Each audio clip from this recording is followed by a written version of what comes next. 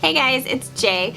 I thought I would do a video for you guys to review The Good and the Beautiful History Year 1. We just finished it up this spring and are moving on into History Year 2, so spoiler, we liked it. Feel free to ask any questions you have in the comments below. I will do my best to answer them. If I miss mentioning something in the video, I'm sorry, but please go ahead and ask and I'll do my best. I will also link to the Good and Beautiful website where you can go take a look at this course. I don't get anything out of it. This isn't a paid anything. There's no referral anything. We just enjoyed it, and so I thought I would go ahead and do a review video for anyone who is looking into doing it this year with their children. So when you order the Good and the Beautiful history courses, there are 4 years, year 1, 2, 3, and 4. And they all cover ancient times through modern times. So you're gonna go over the entire span every single year that you do it, but in each of those courses, they focus on different cultures, different parts of the world, different events in history, and I actually really like that about The Good and the Beautiful. I really like that every year kind of fills in spots through their history, and it goes all the way from ancient to modern every single year. I really like that. I much prefer it to when we were trying to do 1 year all ancient history, you know, another year the next. I really like this approach of covering all of it, because then you don't get like bogged down in any one time period. You get to go in, learn information. It's interesting, but you get to move on to the next one before kids lose interest, before it gets mundane or boring, and you get to move on. And then the next year you're going to cover the same time periods, just different things within the time period. So I really like that way of doing things.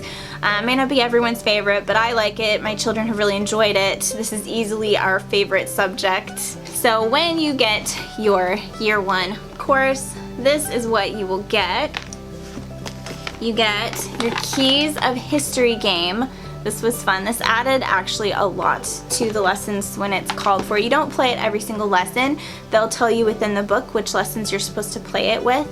And by the end of getting through all of it, my kids, they knew so much information. They could answer questions. They were a little bit competitive over who won the most points, but you know, a little competition's helping. You will get your year 1 course book, and this is what you're going to teach out of.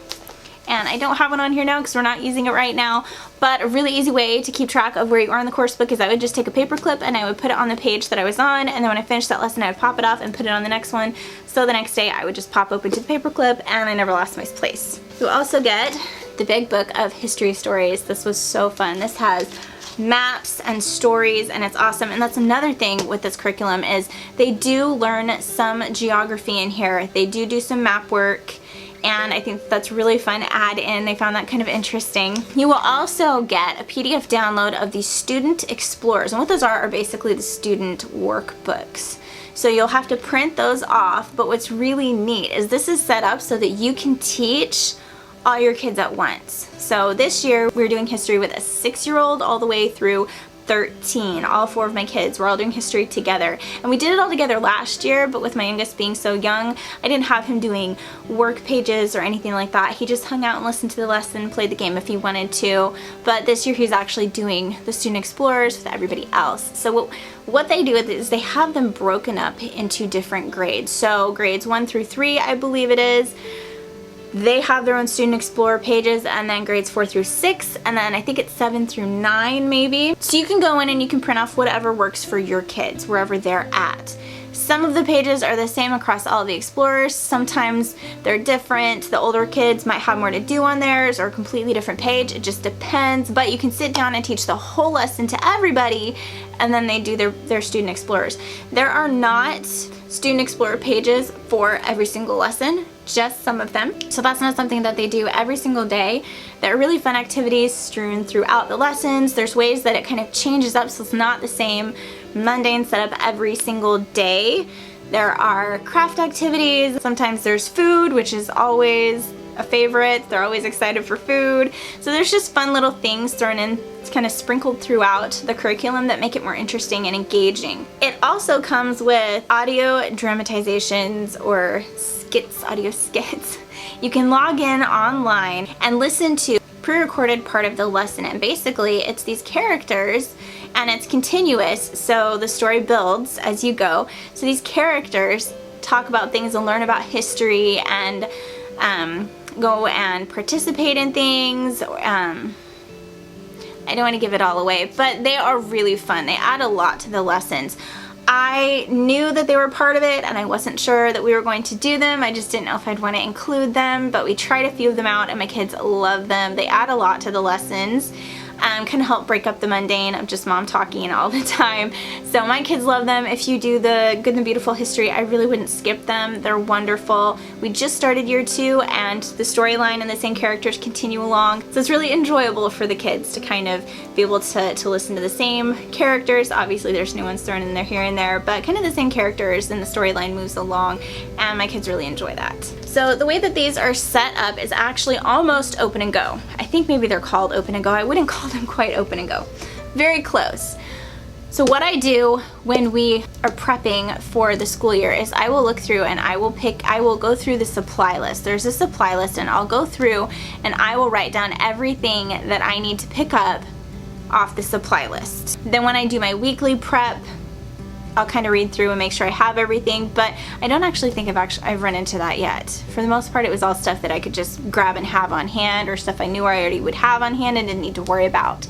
But that way, it was a lot more open and go for us. I could just pop open the lesson and say, oh, we're doing this part of it today, and so let's go grab out the spoons and the straws.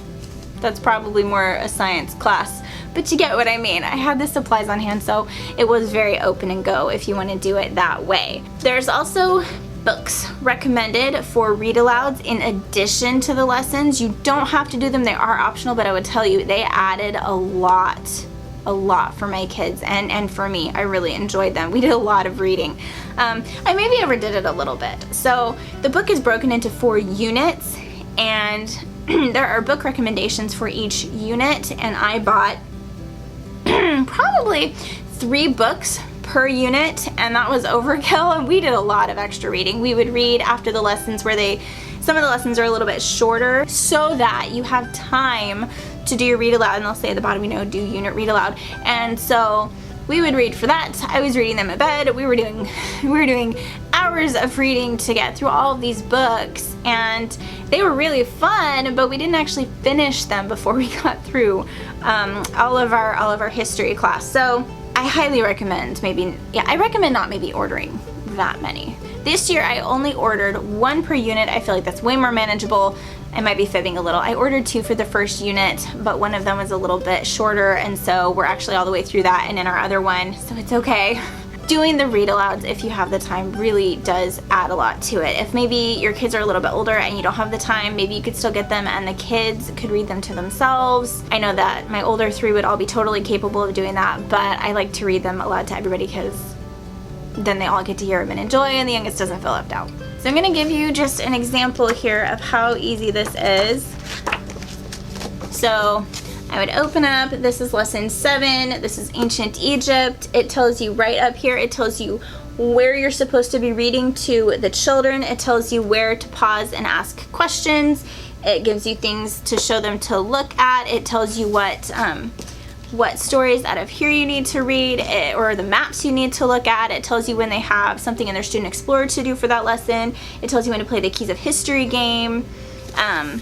It's really user-friendly. I actually had an issue where I got sick and I couldn't really talk, and so I had my husband do their lessons for them for a couple of days after work, and he had never done them before, and I just handed them the book and I'm like, well, it's pretty self-explanatory, and he just opened it up and he did the lesson, no problem, did the unit read aloud, he played the game with them.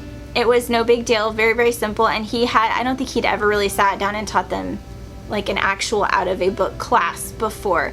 So very user friendly. I really love it. It's awesome. They also recommend having the children pick out little poems and things that they have in the beginning of the book under memorization to work on, and they will tell you at different points in the lesson work on memorization. That's something that we chose not to participate in last year, just time constraint wise. but it's something that you could work on. They have some beautiful stuff in here. Give Me Liberty or Give Me Death, America the Beautiful. These are all really wonderful things for your child to learn. It's something that I kind of wish we would have done, but again, time constraints. We had a lot going on and I just didn't feel like adding that in, so I didn't. You can totally skip it if you want to, but it's there if you would like to utilize it. On to how we kind of set up to do all of our lessons. I'm going to show you year 2. So you can get these bins. I got mine at Walmart. I'm sure you can get other places. Do I still have the sticker on? I do. This is, see if I can get that to focus. Okay, so as I said, pick this up at Walmart. I'm sure you can get them at other places, but they fit in here so nicely. We put our Good and the Beautiful Science in the same size bin, and it's so easy. So it's lesson time. I literally pick up the whole bin, and in here I keep our course book, anything that came with it. We've got our timeline. Year 2 has a timeline, so I have that in here. We have our read alouds in here. We have the game in here. Everything is kept in here, so it's just grab and go. And if there's anything that I need to pick up that's specific to a lesson, like paint or something like that, I keep it stored in here also, which is very convenient because it's just right there where I need it. Obviously not our food items, but everything else is in here. And for the kids, for their Student Explorers, they each have one of these just basic little folders. And then on the inside, I print off all of their Student Explorer pages at once. And so on this side, I put all of their pages. And then when they need to use it, they'll just come and pull out the one that they need to, they'll do it, and then they'll turn it over so the back is showing, and they'll put it on this side. And eventually, obviously, as we get to the end of it, all the pages are over here, and then they're nice and tidy, and I can just keep this right in the bucket. So each one of my kids has one of those in here so that we can just pull them out, pull out our worksheet, get it done, put it away, and everything is kept nice and tidy together. These buckets are amazing. They have made my life so much easier. You can stack them in a corner, you could slide them under a couch, under a bed, put them on a bookshelf. It just keeps everything nice and tidy together so you don't have to worry about going and trying to find the different components. It's just all together in a bucket, which is so nice.